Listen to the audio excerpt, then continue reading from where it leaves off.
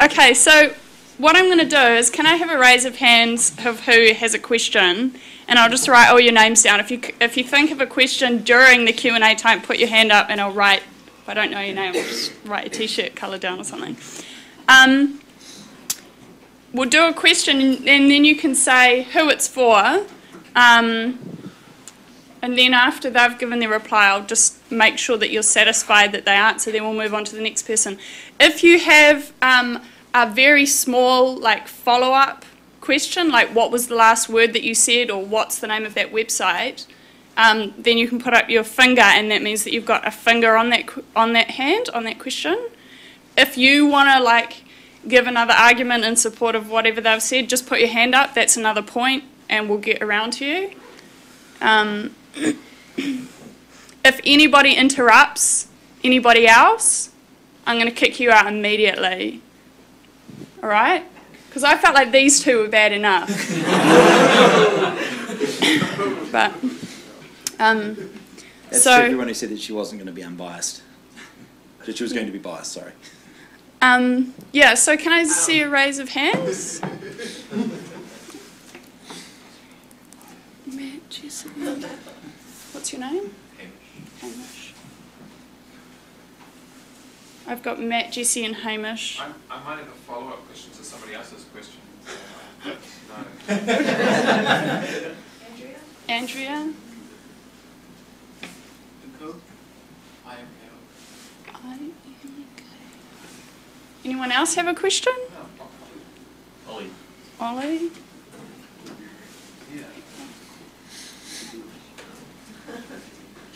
Kieran. Okay, we'll start with those ones first. So, an immediate question, which is, are we going to use the hedgehog mechanism for the questions process? It could be a lot of fun throwing it around the room. I think maybe we should use this. Do we need? I think the hedgehog. Well, should we have the hedgehog then? Because that way it doesn't matter if you whack someone in the head. okay. Well, in that case, you need to repeat the question so we can get that on the recording. Okay. So the first question is Matt. Yeah, what's your name, sorry? Josh. Josh, my question's to you. You mentioned you mentioned how you need to judge cases individually on a case-by-case basis. I'm not sure if that's strictly speaking true in logic. And the reason I say that is if you say that a particular relationship here should be allowed and you give reasons for it, pointing to features of that relationship, then you're logically committed to saying that any other relationship which has those features or which those reasons apply to must be allowed as well, must be recognised as well as a matter of logic. And what I guess concerned me with your argument is it seemed to me the reasons you gave for why we shouldn't discriminate against same-sex marriages were precisely reasons that apply to those other relationships. For example, you said that we can't base things on what's written in the Bible. You said we can't appeal to tradition. You mentioned that a large number of people in society do this or like this. You mentioned they were loving, and you mentioned they were committed. And I put to you that polygamy, incest, polyamory, and all those things would fall precisely under those reasons. So I'm wondering how you really address that argument. Okay. So, just in case the mic didn't pick it up, it basically said that if, as a question of logic, if gay relationships have X qualities and other relationships have those qualities as well, shouldn't you just therefore extend it? Because it has those qualities. Prove because have those qualities. Okay, but that also ignores the fact that it has Y qualities as well. Gay relationships are not the same as polygamous relationships because there is more than one individual in it. And the implications that come for that, especially into things like immigration law. So if you marry somebody, can you bring in one wife or 5 into the country? For pensions, do you get 5 checks or 1? And when someone dies, who gets the thing? That means it has a different quality towards... But those weren't the qualities you pointed to. Pardon? Those weren't the qualities you pointed to in justifying the presentation. Right. It's not enough that they have different qualities. They have I qualities you point to justify. specifically said that I'm here to talk about gay relationships and whether or not we should extend the same courtesies to them as straight relationships. But my point is the between reasons you gave, two individuals. The reasons you gave apply to both. Hedgehog. Between two individuals who are in a committed, loving relationship. Now, if you have more than 2 individuals, you are entering into Y qualities again, not just X qualities. Therefore, it is different. When it comes to additionally, with the case of incest, now this is far closer to what you're arguing here, because again we only have two individuals in that relationship. But again, this incest has different qualities to it. Quite often, when we look at the socio situation of how that incestuous relationship comes apart, it's quite often from a predatory elder individual predating upon a younger individual. This is now another Y quality. It's not the same as a gay relationship. It has additional features to it, and therefore it should be treated differently. And for you to lump gay relationships into multiple partners, which has huge economic problems with it and legal variations, and incest, where there's quite often predation occurring, is quite frankly insulting to gay couples. You are telling that they, by your own thing of logic... Because I didn't draw an analogy. I said the reasons you gave applied, not that it was analogous or identical. Well, I was saying that these things are different. But not in terms of the reasons you gave in your presentation. Okay, well, I'm stating them here and now. Will you, therefore, will this be the last that we hear about gay incest relationships? The argument. I just did, didn't I? No, you didn't. Okay, so what we're going to do is one person asks a question, this person replies, then I'm going to ask you, was your question answered, or do you want to add something onto that? Then you can say something again, then Josh can say something again, and then we'll just end it, because otherwise we'll go back and forth forever. I've got a question. What's your name? Bob, it won't matter. It matters now, it won't matter later. Don't worry. His name or the question? I think the question. Maybe,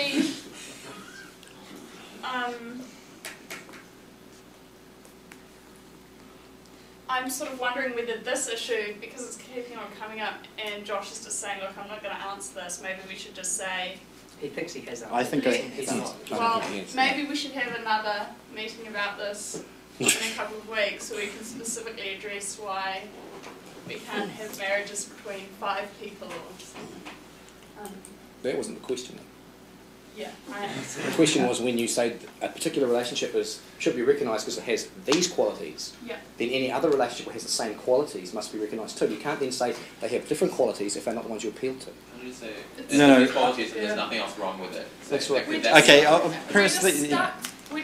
just feel like we're just stuck on something, and we're just arguing back and forth, and we're not actually getting anywhere. So maybe it would be better to move into the other arguments and consider the pros and cons of those. Mm-hmm. Yeah. Yep. Okay. Do you have another thing that you would like to add? Do you want to that you would like to add?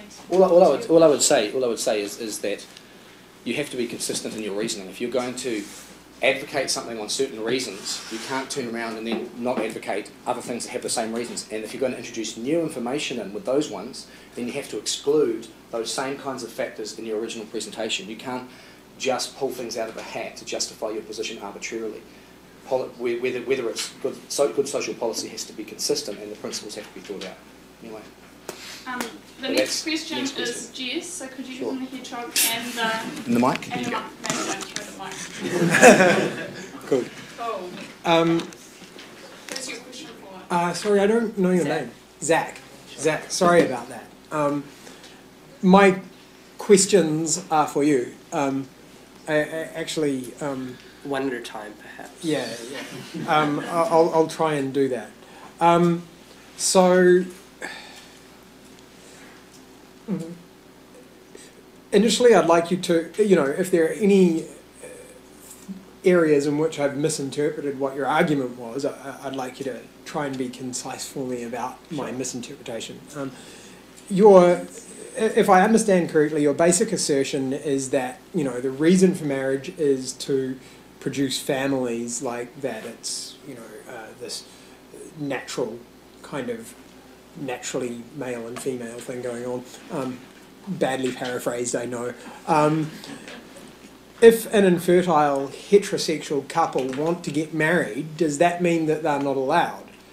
Or, for instance, what about couples, male and female couples, who choose not to have children? Does that mean that they shouldn't be allowed to marry? Cool. That should be enough. Hedgehog. He's just asking if I'll pass you the hedgehog. I can't keep track of everything. But Yeah. Is that one question? That's two. Oh, that's two. Well, they're both related. It's elaborating on the There's nature of the physical question. deficiencies and psychological reasons, psychological choices not to. Okay. Yeah. Okay. Yeah. Okay. So I mean, I think if people want to look into this further, I'd suggest actually Google "What is marriage?" Robert George. That's kind of the most in-depth recent article on this, which does go through some of these objections. In brief, I'd say it's the nature of the union that we're talking about. We're talking about a heterosexual union.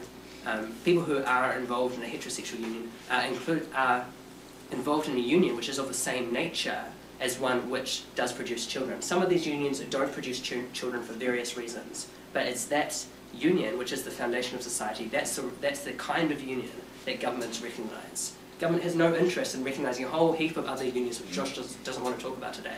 But it does have a reason to recognise the union between male and female because complementarity, one, and two, children. If you want a more fleshed out answer than that, Google "What is marriage?" Robert George. You've got a computer there. You can do it now. Cool.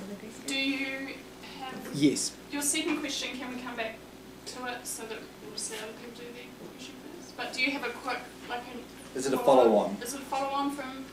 Or are you satisfied with this? She has one. Just like, I'll be like 2 seconds. Just in saying that, because like same-sex couples can now have children through like various different ways. Like, what's your justification for saying that they shouldn't be recognised as a, as a family producing?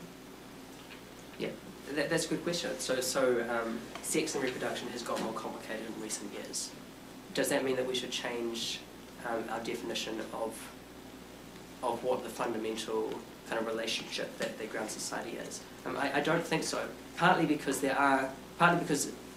it's difficult to come up with a non-question begging definition of marriage that is going to exclude these other relationships. So, but we've talked about that a bit today. So they can have. I don't think it's in the. I think there is still a biological, a psychological benefit for kids to be raised by both male and female parents. And I'm not saying that gay people can't have kids. They can, obviously, biologically. They can, surrogate or whatever. But I'm saying I don't think it's in society's. I don't think it's society's duty to recognise that as equivalent to male-female marriage, given that it's very difficult to do that in a in a way that that doesn't include a bunch of other unions that also have. Yeah, so there's lots of unions that you could have that technically you could have kids, but I just don't think it's the government's. The government should be interested in effectively promoting that as it's actually equivalent to male-female union, which is good for kids. They should do it. Cool. In the future, let's make questions like that a second. But maybe just to add to that, I mean, there is kind of social science debate on that. When was that study published that you mentioned? I assume it was the 2005 one, maybe? Oh, this one's in September 2012. Okay. So I haven't seen that one. But, there are various debates within that. A lot of the early studies were methodologically very suspect in terms of the samples that they were collecting. There are very few large-scale studies of this. Maybe this is, the magic bullet that's going to solve it all and say that, all relationships are the same in terms of outcomes. I'm doubtful because I think that there is a kind of natural, good reasons for biological parenthood. I've got various. Actually, no, I'll take that back. That's the day I printed it. That would make sense. That was bloody recent. No, it's 1996 was the copyright. Yeah, so, I very much doubt that that's the magic bullet. So there's a very recent, there's a slightly more recent article end of last year that was published, which was a survey of these things. A guy called Warren Marks has done a survey of this. He was specifically critiquing a statement made by the APA, the American Psychological Association, I assume, which said, oh, there's no difference between gay parenting and straight parenting. He was critiquing that on the basis of the studies and showing how badly biased these studies were. You know, maybe it turns out that gay parenting is better than straight parenting in terms of outcomes. It doesn't look that way from the research. Yeah. Can I respond? No. He threw it to me. I have to say that yeah, Zachary's right to a certain extent that this sort of research is quite difficult and we shouldn't really be jumping to conclusions. But you would think that if gay parents were having a major negative impact, it would be quite easy to pick that up, but they're not. And this is again coming to the problem with trying to find negative evidence. I have heard of one study, and I tried tracking it down but I couldn't, which actually turned out that children do slightly better academically if they have lesbian parents. Yeah. Now, not that I'm advocating that we should go start abducting kids from heterosexual parents and inserting them into gay ones. That's not the case. Yeah. But if there was some significant damage, it would be quite clear. Yeah. Zachary's going to respond, and then we're going to Hamish. Yeah. So with the lesbian thing, that's probably one of the studies that had a small sample size of well-educated white lesbian mothers, and that was compared to kind of a general spectrum sample of male-female unions.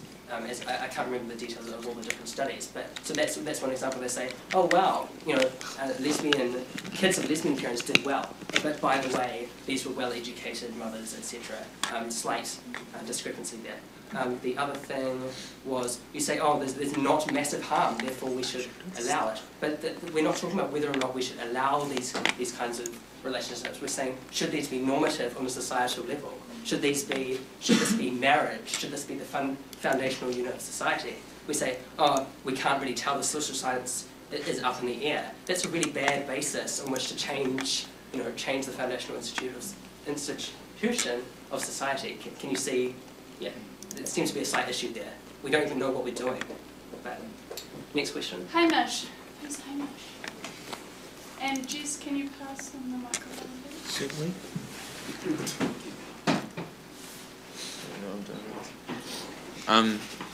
This was a question for Zachary. Oh, sorry.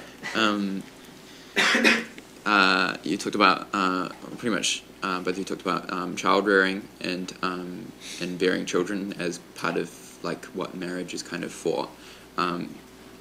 Do you think that having more children is really a thing that the government should always be encouraging, and why? Yeah, it's okay. It's not about having more children necessarily, but it's about the children that are born in our society. Where do we want them to be raised? That the government has an interest in that, and I think the government is saying, as far as we can, it's making an ethical claim that the best that we are aware of is marriage, and that's generally accepted across societies. And if you're going to change that, I'm going to want good reasons, and I'm going to want good reasons that that explain why these other forms that we don't want for various reasons are going to be excluded. So if you're going to broaden the definition, you're going to need to be very careful. You're going to need a strong case. And the crap that he's giving about, oh, the Bible says, blah blah blah. My argument isn't about, it isn't from biblical text. My argument is that it's not a good idea to change the foundational unit of society. So I'm going to need some strong arguments for the details of that. I don't think Joshua's giving them today. Was your agree with the answer, or do you need to follow up? I guess I didn't really mention before that it seemed like that was one of the main. Sorry. That was one of the pretty much the main differences in that biological parents were able to have the children, not whether they were able to raise the children, and if like gay couples were able to raise children, then and possibly just as well, then it seems like the actually having more children would seem to be the main difference. But I guess that was kind of also addressed a little bit in what you were saying before, maybe. Who's next? Do you want to add anything? No, there wasn't really much to. I guess in general, if people want to look this up more, again, go to the Robert George paper. There's various links there. It's a difficult issue. It's a difficult issue partly because sex and reproduction have changed in recent years. That has consequences. But that said, conducting social experiments with the nature of the family unit, that has consequences. If you're looking for harms, I think there's some pretty obvious harms that could result from messing with the family unit. Yeah. Cool. The next question is from Andrea. Can you? Well, actually, my question was already largely answered, but Okay, so next then, please. yeah.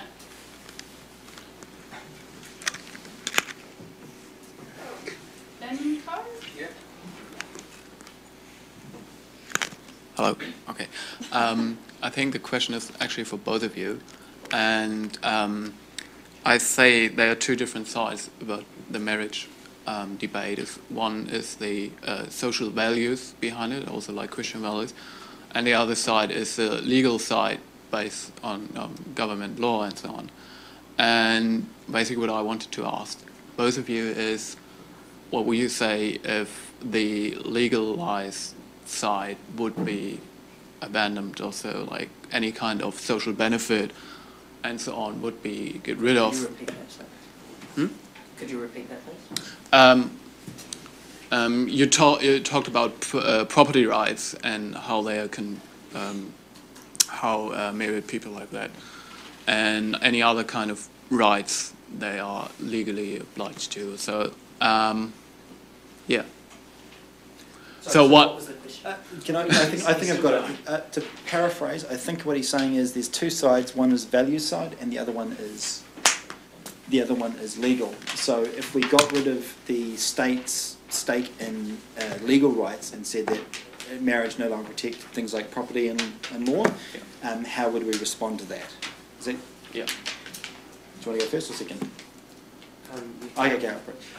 If the state wasn't protecting legal rights and property rights and all that other sort of stuff, then I wouldn't be here having this debate, because gay couples can get together, call it marriage, and he can say that it's not, and that's, it doesn't matter.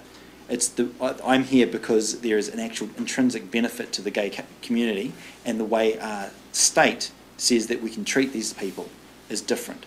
So it's that right to have their relationship recognised by the state to be and protected by the state for when it comes down to something like they're on their deathbed and end-of-life care comes up to, or if one of them dies and the property inheritance and all that sort of stuff.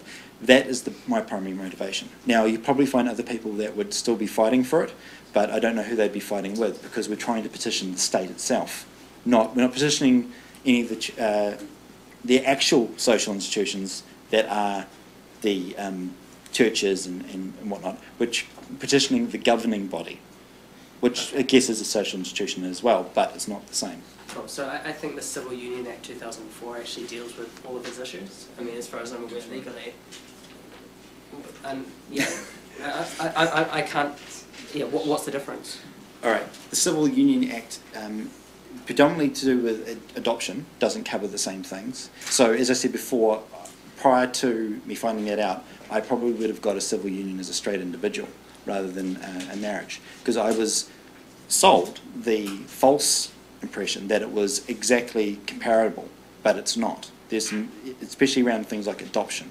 If my partner decided that we're going to adopt as a straight couple and we're civil unioned, then it's not recognised by the adoption agency. So it's slightly different. Also, civil unions aren't recognised overseas by many countries, while marriage is. If you're married in New Zealand, you're legally considered married in their country as well. So to say that the civil unions are exactly the same as marriage is either a gross mischaracterisation or the person's not telling you the truth. Now, I've stated this, so you can now stop using that argument, because legally they're different. Right. Objectively, no matter what you want to define marriage as. So the stuff you're saying about deathbed and property and stuff, that was completely false? Like, you're talking about fighting for the rights of the gay community concerning the ability to Superman, concerning their ability to, when they're on the deathbed, to have their partner, inherit their stuff or whatever. That stuff is dealt with in the Civil Union Act. You agree? That in New Zealand. So the stuff you were talking about. Yeah. That is dealt with in New Zealand. But if they go to overseas, yeah, this thing keeps on coming up. The arguments that you're giving aren't actually, they're actually dealt with. They're not actually relevant. So you keep on, when you question, you have to come back to these other ideas which we haven't heard of before. It's not a very good argument. I specifically stated this in my opening statement, that civil unions were not equivalent to marriage in terms of things like adoption, right? And that they're not a copy-paste, nor are they globally recognised. I'm not coming back to it and inventing it. That was in my opening statement. If you go to a country overseas that doesn't recognise New Zealand civil unions as having the same rights as marriage, or even being equivalent to marriage, you do not have those rights there. So if you're there on holiday and your loved one gets hit by a bus, and then you come into things and say, yeah, I'm married. Are you legally married? Yeah, I've got a civil union. We don't accept that. Off you go. So they're not the same, Zach. In any way, stretch of the imagination. I think different jurisdictions will actually treat that in a slightly different way. So there will be some that will give you some benefits, but not the full benefits of marriage. So you know, this myth of gay people having no rights, it's not true. But I wasn't saying no rights. I'm saying they don't have the same rights. I've never once said that they have no rights. I've said that they don't have the same rights as straight couples. Yes, and I would say they don't have the same rights because they're not in the same union, and the government is not interested to the same extent in their union. That's my argument. We've got. Is this a follow? Is this actually a follow-up? It's on this conversation. Yeah, it's on this conversation. Okay, quick one. Can we have the microphone passed over to?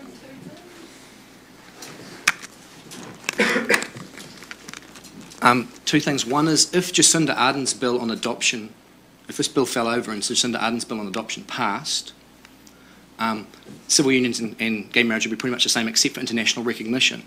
I don't think you're going to get your union recognised in Iran or numerous, and I don't think New Zealand government has the ability to force other jurisdictions to recognise marriages. So if Jacinda Ardern's bill passed and this bill fell over, would you be happy with that, and would it make any difference to your case? Don't throw that. Hey, John. Hey, John. Hey, John. Oh, yes. I would be more happy than I currently am if that bill came passed. There would be another step in equality.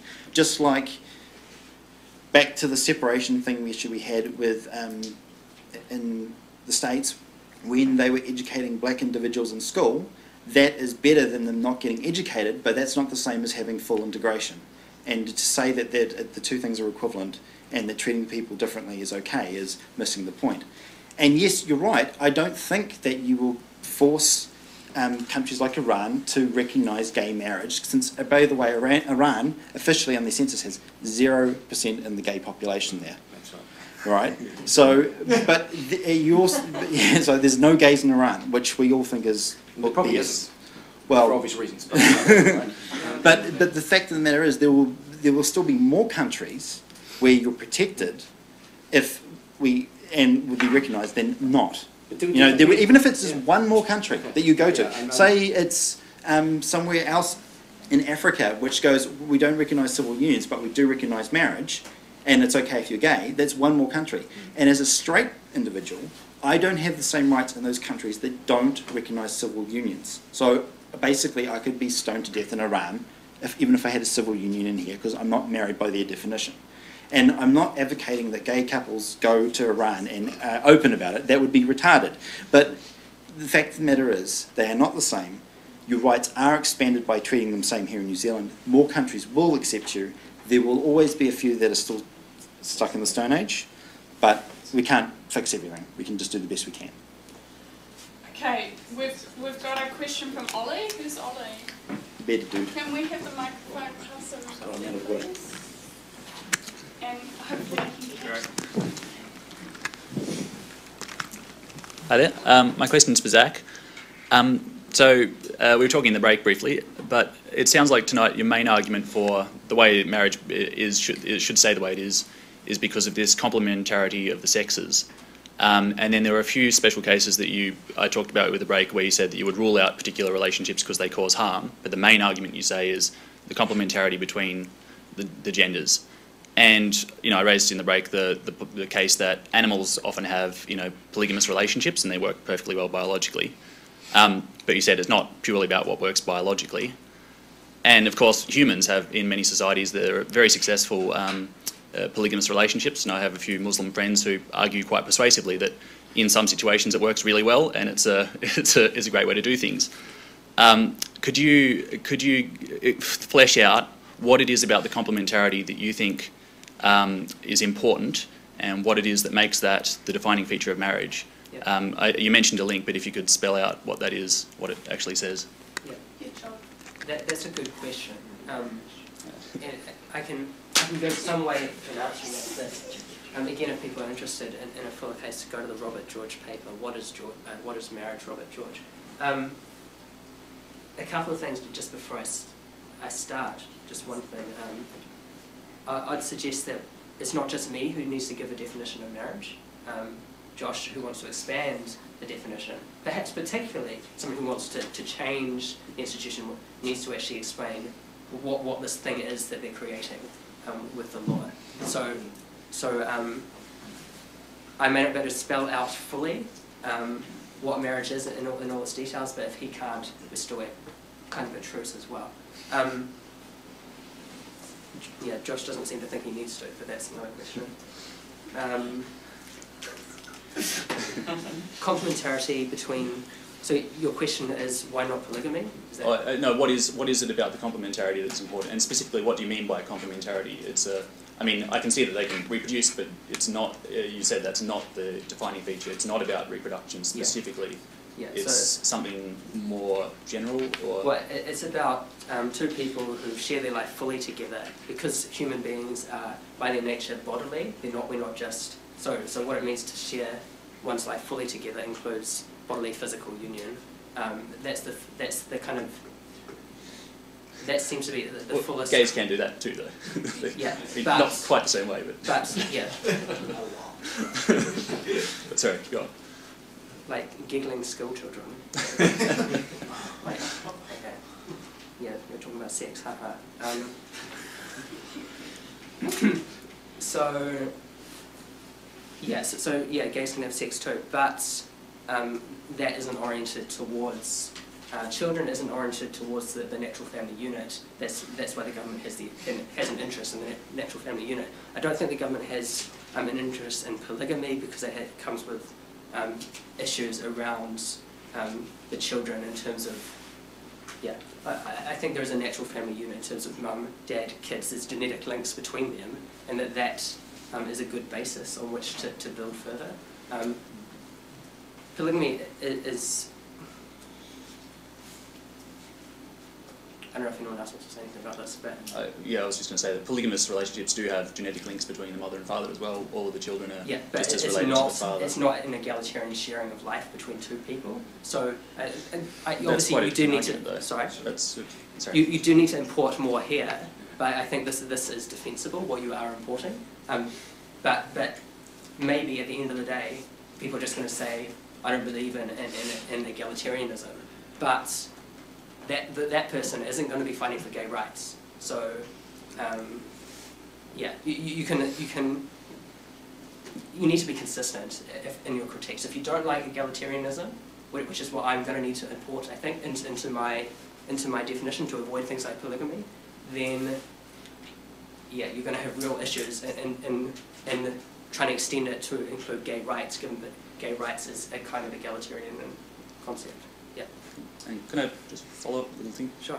You quite agree that both sides need to come up with a clear definition of what they think marriage is and why it is the way it is. But just hypothetically, I believe marriage is a completely social construct. Possibly it could be argued that we should just choose the definition that is best for society, that is the best for raising children, maybe. But that could include. If it's infinitely valuable, if it's just a legal construct, then the government has no right in saying this is the normative form of relationship. We shouldn't be talking about whether or not gay marriage. We should be saying why marriage at all. I think.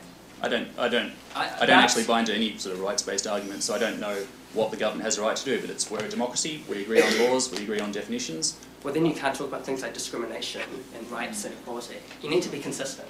Well, I am in my belief. I didn't actually raise anything about discrimination. But didn't you just say that you don't believe in rights-based concept, and now you're saying that you believe in rights? What do you? No, I said I don't believe in rights-based arguments. Yeah. Yeah. So, but discrimination is bad? No, I didn't bring up discrimination either. I think it's a purely social construct, and that we should just choose the one that is the most utilitarian, the one that serves the best purposes of society. That's got nothing to do with So rights. if it's just democracy, I strongly recommend actually, something I didn't say before, is let's have a referendum on this, New Zealand. Obviously we can't decide that, but I think it would be a good idea, and I don't think it's going to be gay rights I don't think it's going to be this concept of government having to recognise every possible union as long as it's politically correct at the moment. I don't think it's same-sex marriage that is going to be recognised if it's a referendum. So if you want to go to democracy, we can go there, but it's not going to be supporting your cause. Okay. Karen. Who's Karen? Can someone pass the microphone to you, please?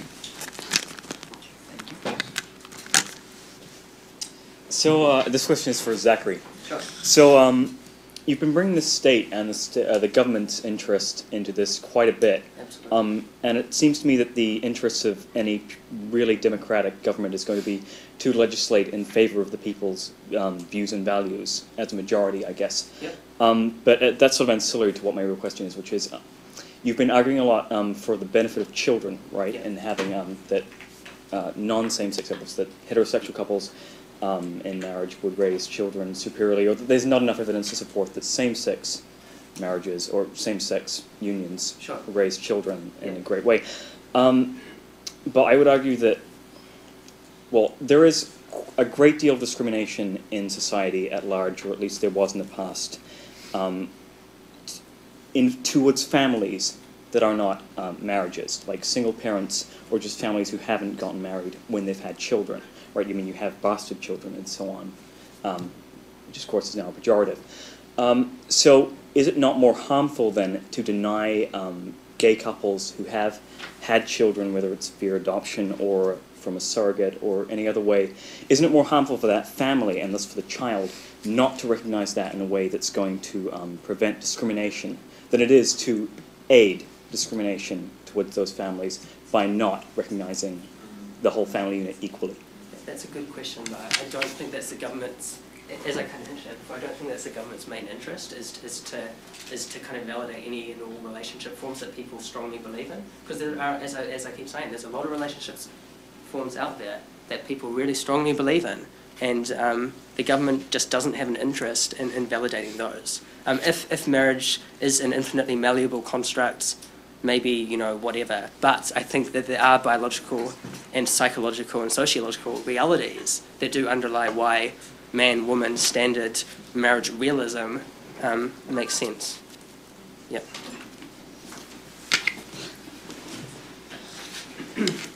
Thanks. And one of those sociological realities, I think, is that non-married families are discriminated against. So, you know, if you want to... I'll answer that. Yeah. The initial answer is then every single family, we've got to call that a marriage, because heck, otherwise people are going to be discriminated against. That doesn't make sense. You know, people are either married or they're not. And if they're not, then that's their choice. But if they are, the government has a right to, I think, to recognise that if it is in the public interest. I mean, that's the argument. We can obviously talk about this for days. It's a big discussion. But if it is in the public interest to have a strong foundation of society which involves the complementarity of the sexes, then, you know, the government is well within its right to say, yes, we do recognise man-woman marriage, but we don't recognise all these other relationship forms. If you've got a question, you're welcome to ask it. Right, but on that, you said that just now that, the words have fallen out of my mouth, but you said that essentially, no, I'm drawing a blank here.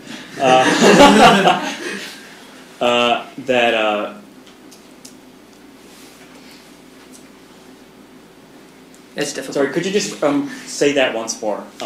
Restate it. What was I responding to? No, he wanted you to repeat what you said just before. Yeah, just the opening couple of statements. I could speak to it. You were saying that you shouldn't just make something a marriage because there's children. Right. Even if it's for the good of the children. Oh, yeah, because some families feel discriminated against. That's your argument. Right. It's true, some families do, but that doesn't mean that they're married. Yeah, right, but that your point there was that, right, I guess my point in response to that is that these people aren't not married because of a choice. These people with these families aren't married because they can't be, and that's what we're arguing for. But some people can't be married for various kinds of reasons. Some people really want to get married, but they're single and they can't find someone to get married to. It's true. And does that mean that the government's going to say, poor Billy, he can't get married? We're just going to, we're just going to designate him married because otherwise he's going to be discriminated against. No, he can marry his teddy bear. He can marry the hedgehog if he wants, but he's married. That's entirely irrelevant. But no, it's not irrelevant if I have given a consistent definition of marriage and they're not part of it. And some people, as I started with, marriage by its nature is discriminatory. That's what marriage is. If you don't like that, get rid of marriage. Don't try and include everyone because you can't. Okay. I just want to because what Zach is saying is there's cases where people would feel discriminated against, like if you had a father and his child to another child, and you could argue that it might be a healthier family unit if there was a marriage, but most people would argue against that being a family because it's incest and well, so that's a good reason to not have the welfare of the child as the sole reason for calling it a marriage. No, unless they were royal. If they were royal, we probably... Yeah. I totally see what you're saying. Bit of monarchy. Okay, we've got a question from this guy whose name is... What's your name? Simon. Simon, can you press the things to him? Okay. So Zach, questions mainly for you, but I actually, I guess maybe if Josh wants to toss in as well. You've come back, Zach, especially you've brought up the idea a number of times of, or you've talked about, the attempts to redefine marriage and, that the government shouldn't be trying to change the social norms. Yep. And there are two things that I think I'd point out kind of before my question briefly was, first of all, I don't think that we can say that marriage has had a consistent definition across time. And that, it has been something that's evolved. And so talking about, the fact that we haven't had a stable definition as one thing, and we, obviously, the two of you disagree on what the definition is. You'll note that I never appealed to a stable definition to base my argument, so that's irrelevant. Yeah. But you've got the hedgehog. Let me finish. I'm just saying that, given that your argument is that if I'm paraphrasing it correctly, is in part that the government shouldn't be redefining the social norms and redefining marriage. Given that we have a good conception that's internally consistent, if you want to oppose that, you need something better. You don't have it. But I'm saying that there are multiple definitions of marriage out there, yours being one of them.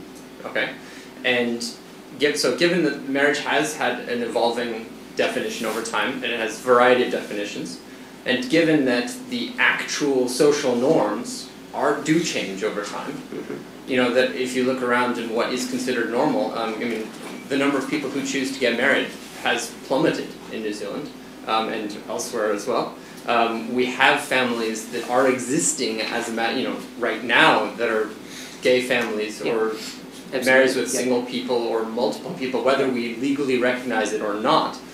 So is it really a question of the government imposing a new social norm, or is it more that the government is changing to reflect the social norm that has already changed? Yeah. So I guess my question for you is, the opposite of your assertion is, the other side of the coin, kind of, should the government be imposing a social norm of the past and not allowing it to adapt?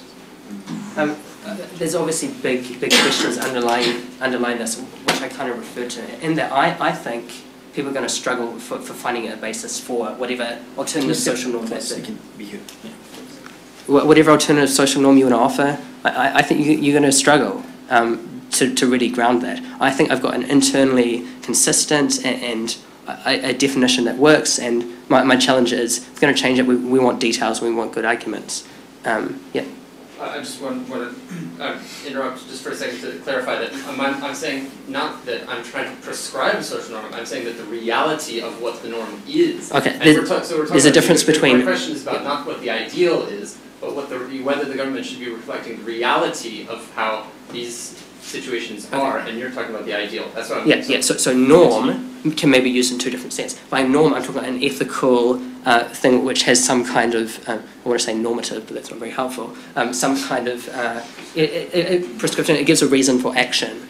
So when the government is saying this is normative, it's not saying, oh, 51% of the population do it this way. It's saying this is something that we think is worth recognising because it's in the public good. The government is interested in the public good. It's not interested, as I keep saying, in the validation of people's relationships. It's not interested in whether people feel good about themselves so much. It's more interested in where's the well-being of children, what's in the interest of society. I don't think it's the government's role to just say, family structures have changed, we'll legislate to encourage that. If those family structures aren't beneficial for the public good. That's the question.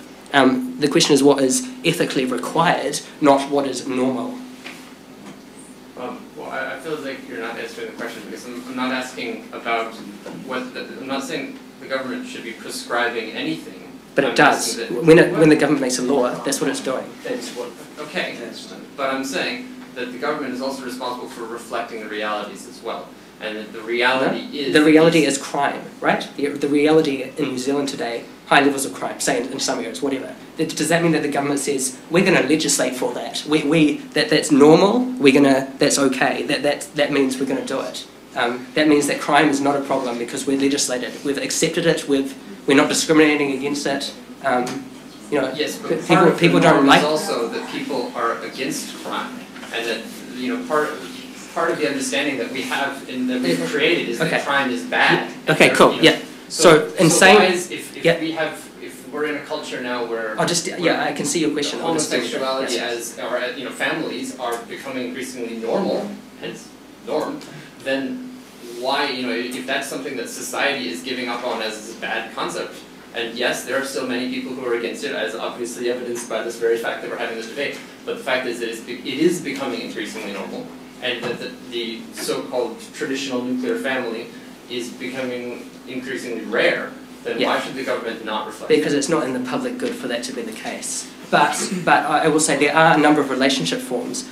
Maybe my criminal example is going to offend people, it's not good. But my point is just that your reason is if it's normal, well, the government should say it's okay. So quickly respond to that. Lots of things are normal but not okay. Then you'll say, oh, but we all accept that homosexuality is okay. But let's say that we're true. It's not true. But even if it were, that doesn't mean that the government has to say that that's ethically, that's normative. Just because it's not banned or prohibited, or it's not considered bad on a societal level, that doesn't mean that the government has to lift it up as on par with something which we do accept is ethically good, which is the nuclear family, which is good for kids. And I'll give an interesting example. There are numerous relationships people are getting upset, but they're not listening to my arguments. There are numerous relationship forms out there that are not prohibited, but are still not recognised as marriage. For instance, I'm told the Property Law Act applies in beneficial ways to polygamous relationships. We even legislate, we even allow it in the law. We even have legal, statutes that deal with this situation, which because it exists in our society, we legally recognise it in some sense. But just because we legally recognise it doesn't mean that it's marriage. So the fundamental question again: what is marriage and why? And just because some other relationship form is growing to a greater frequency in the population, that doesn't mean that it's marriage. That doesn't mean that the government is obligated to call it marriage. Talia has a question. I don't have a question. I'm not doing questions. I was going to say, can we end this? Yep. Can we have a closing statement from each of us? Well, we've got one more question, and maybe two, and if you'd like to add something. So maybe we could just do... I disagree, but I'm happy to move on. Okay, Hohepa? Sure. Can you pass the microphone over, please? And maybe the... Can I, somebody point a laser at my head or something? Alright, I'll point... Okay. Yeah. Josh, Zach, Madam Speaker.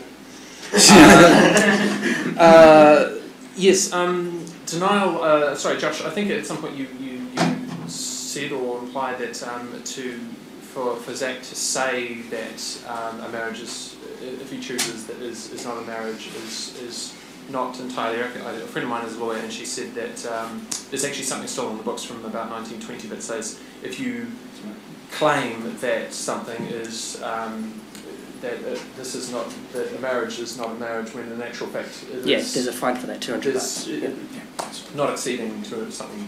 So it's there is something to there is a problem with saying that it isn't if it is. That's a minor issue, but anyway.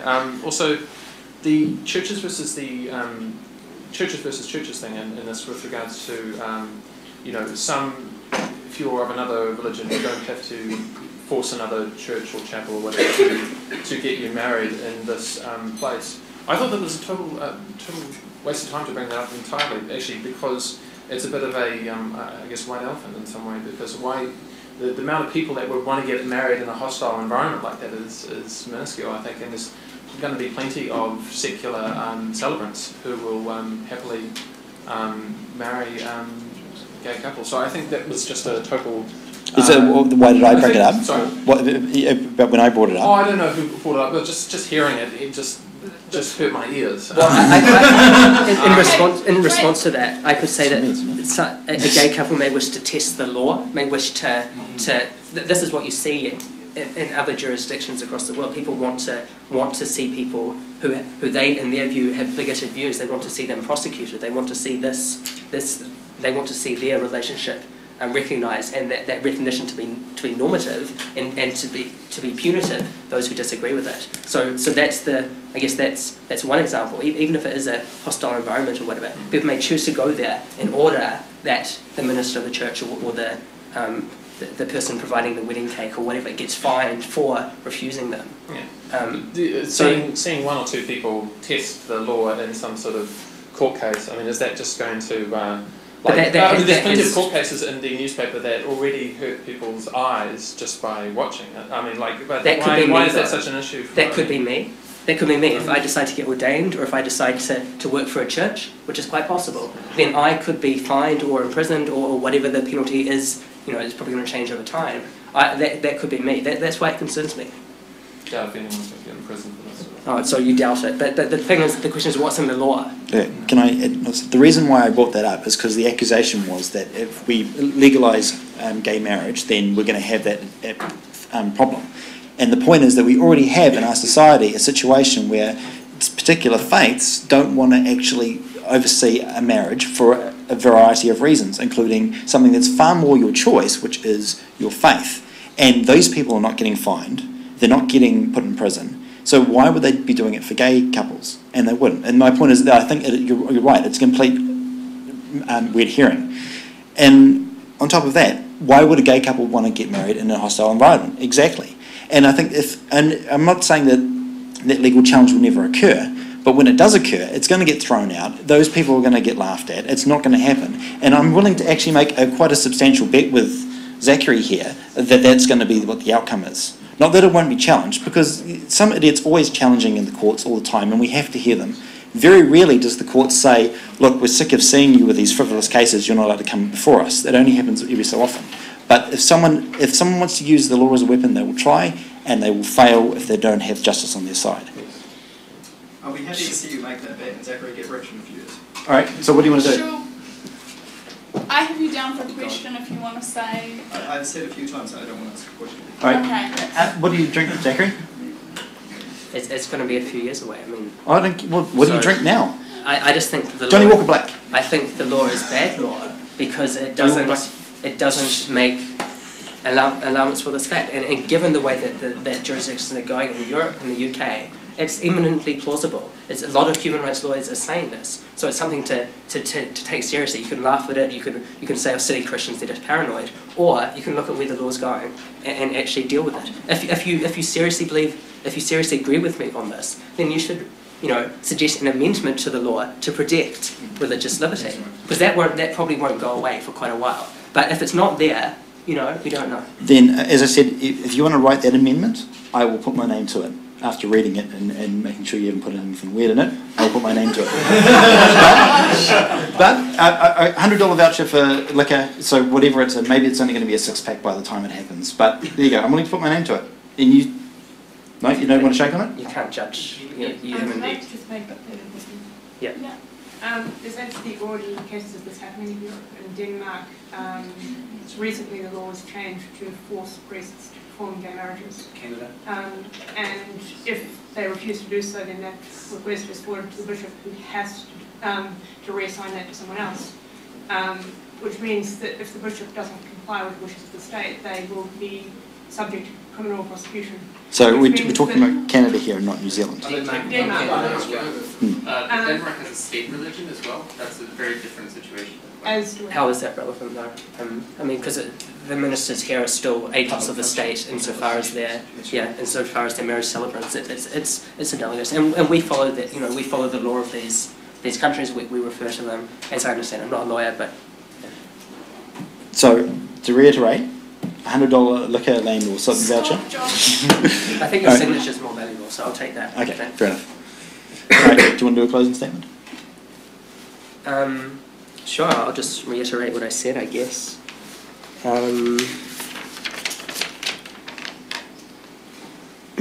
Lost my bit of paper, but...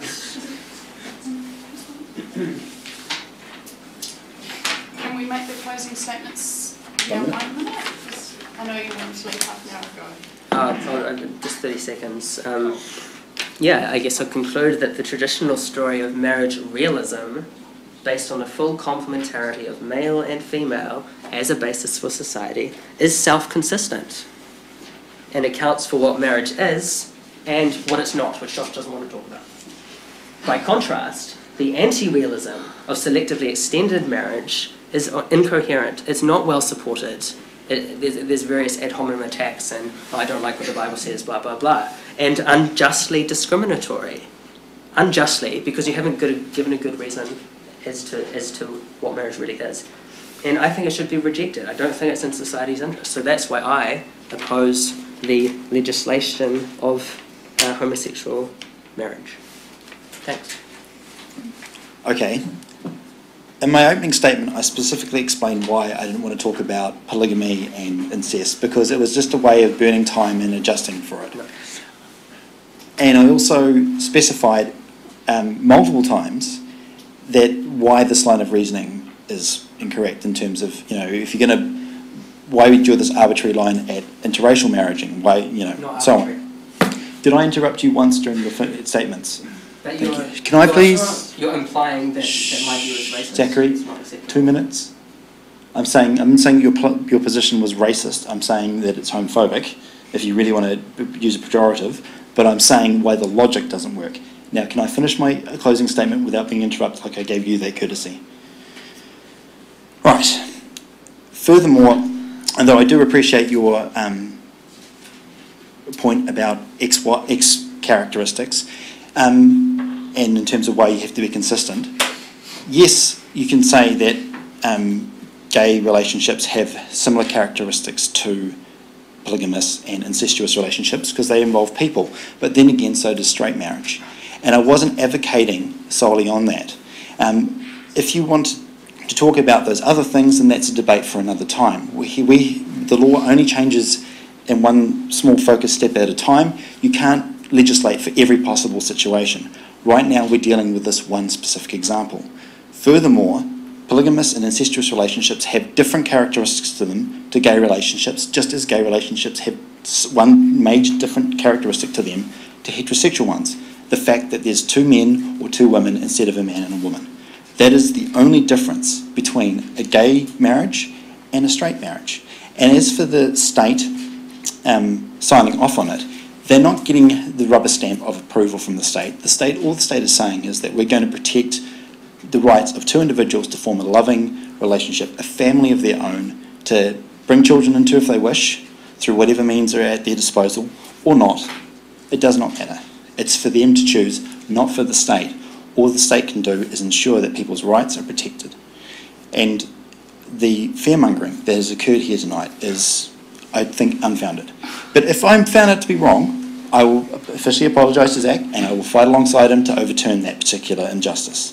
But we will take care of that injustice if and when it occurs. Thank you.